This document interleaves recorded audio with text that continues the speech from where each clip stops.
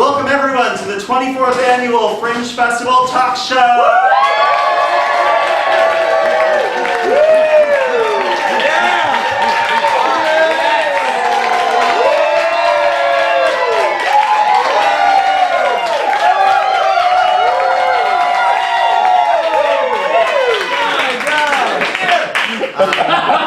Thank you for doing that as though we hadn't just rehearsed it. Okay, as I yelled just off camera there, this is the Fringe Talk Show. So I'm the chair of the Atlantic Fringe Festival. This is our 24th season. And we, for the last couple of years, have been doing this little talk show as a chance for you to hang out a bit and to hear some more about some of the shows. And a chance to drink a little bit and have some fun. So you're welcome to do that, and hope you enjoy yourselves. As I say, I'm the chair of the festival. Did I say my name already? I'm Kevin Kindred. No. Oh, I'm Kevin Kindred. The production value on this show is extremely high. I'm the chair of the festival. It's a busy, busy week for us. So some of the shows that we're talking to I have seen already, but I haven't seen most of them because we're still kind of getting started. I don't know when you at home are watching this, but if it seems like I haven't seen all the shows, please forgive me. There's 60 to see. Okay, so what do I want to talk about? So the Fringe Festival. One of the things I love about the Fringe is that we get to see some like really well-polished shows, but we also get to see some edgy and sexy shows, which a lot of people kind of get uncomfortable with, and I happen to be one of those people who deep down inside secretly is super uncomfortable with like discussions of like sex and body humor, and I really try to hide that, but in my core, I'm very, very Catholic, which is a weird thing for an atheist to say. I get that. The way I explain it is, I'm not like the like these magic crackers will save your soul kind of Catholic. I'm the sort of like Jesus had to die because you masturbated in the 8th grade sort of Catholic. Deep down in my core, I just really feel more comfortable when I interpret the world through the lens of my own guilt and shame at all times. So that makes me sort of uncomfortable talking about sex and talking about bodily functions and that sort of thing, which I think is a reasonable approach to life. I find it very strange when I find people who are not uncomfortable in that way, like whole cultures of people who are very comfortable with the fact that people use the bathroom. I don't understand that. Like, why can't we just collectively all agree to be ashamed about that? North Americans are particularly bad about this. If you go to Europe, people have very different ideas about the bathroom. I was in Copenhagen once, and at a bar where I met a lovely gentleman and went back to his place and had international discourse. That was my apartment in Copenhagen. And after that was done, I asked, as one might want to do, I asked, can I use your bathroom? And his answer was, oh, I don't have one. Right, which was the wrong answer. We all recognize that, right? And I was like, oh, something is going wrong here. So I asked again, like, I just need to use your bathroom. And he's like, no, I actually really don't have one. Like this is the back and forth between us. He says, this is an older apartment, some modern places have bathrooms, but I just don't have one. And he's talking like this is not a big deal, that he doesn't have a bathroom. And like, you don't understand though, like, what do you do?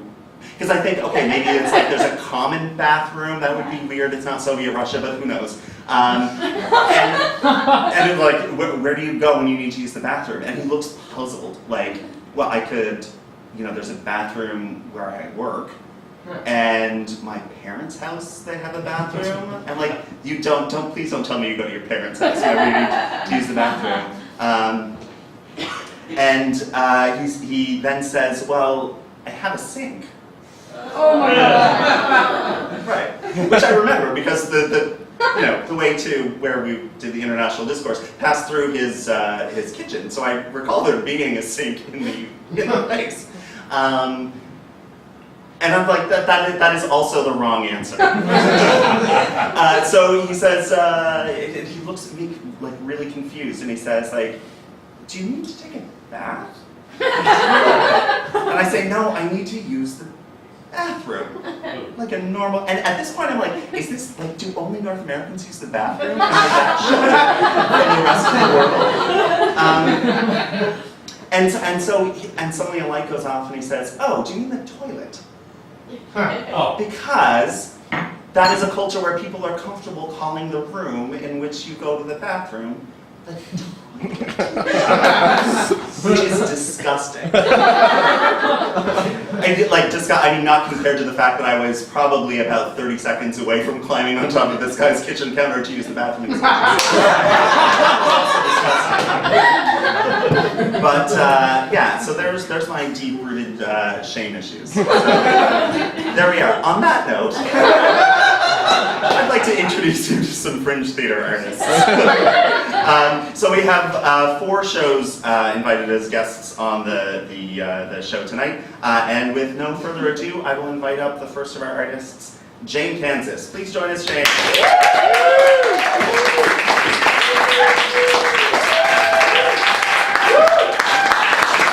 Welcome, have a seat. Kevin, you said that you're uncomfortable discussing the sex shows, but I'm just wondering how you do when the subject is death. Well, Catholics are a little better with death. I'm going to be really honest with you. Right. We should be fine. So Jane's show is My Funeral, the Dry Run, and it's running in parentheses galleries, 8 o'clock. Is it every single night for the rest of Fringe? Every single damn night. You're a glutton for punishment. I am. So tell us a little bit about the genesis of the show. Well, I thought about my funeral ever since I was young. I've planned it many, many times. And but this year things happened and I've never had a Fringe show before. So at the end of March, I was at McDonald's with Leanne Poole, whose show Country Song is across the street. You'll meet me at Leanne Poole momentarily if you go on YouTube, don't worry. And Doug Pettigrew, who's involved in the Fringe. And I was going on, as is my wont, about my funeral and what had to happen during it. And Leanne said, oh, you should just do it now. And so after we finished scarfing down our burgers and I went home, I thought, wait a minute, that's a great idea. Wait, that's a Fringe show. And so right away I knew the title, My Funeral, the Dry Run, because I wanted to indicate that it was not a complete Debbie Downer experience. And I got really excited, and to April, May, June, July, 5 months later, here I am. And so, yeah, it was that I had a good enough idea that I could be committed to it and engaged by it to do the work. Awesome. Yeah. And so you have written as a playwright before, but not for the Fringe Festival. So. That's right. I wrote the Asshole Monologues, which was a takeoff on the Vagina Monologues, but it's about the other hole. I'm getting very uncomfortable already. But that was not a Fringe show, and I was not in it. So here, now I've written it, produced it, which is the biggest effing surprise of the whole thing. It's really stupid to have a show where you're the writer, the performer, and the producer, because on the end you're dead and it's day 2. Right?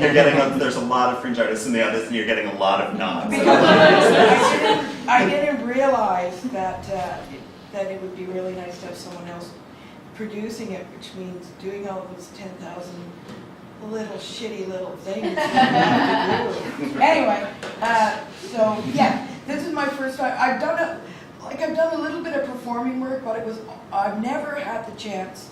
Well, sorry, I did do the Vagina Monologues like 15 years ago, and I did it twice. I did one monologue, but other than that, this is my first time doing a performance more than once, and I always wondered what it would be like to do something 2, 3, 4, 5, 8, 9 times, and how your performance would change over from the first night to the third night to the 5th to the 7th. And so that's something that's really exciting for me, to do it more than once. So you're not really known in Halifax. I know you've been involved in theater for a long time. you're not mostly known in Halifax as a theater person. You're known as a Not at all. writer and journalist and activist person about town, contrarian. Yeah, just a general pain in the ass around town, like about gay rights, and I have written for the alternative paper here, the Now of Halifax, is called The Coast, and for CBC and a little stuff, but I'm like an incredible procrastinator and very lazy, so I tend to do as little as possible. So you have, for those of us who've been paying attention in Halifax, you've done some pretty interesting stuff. So this show is about your funeral, but I wonder, like, how much of it is have you created a character whose funeral it is, or is it really Jane Kansas's funeral, or some amalgam of the? Well, I guess a lot of it is Jane Kansas. Some of the stuff in the show is true, and some is made up. And some of it is between the lines. Like I took for example, I took a lot of liberties. In the show, I talk about being horrified at my father's funeral when my Aunt Sophie, in purple stretch pants, her right wrist in a cast, stepped up and started taking pictures of my dad's body in the coffin, Polaroids. And that's true, and I have a picture of Aunt Sophie in her purple stretch pants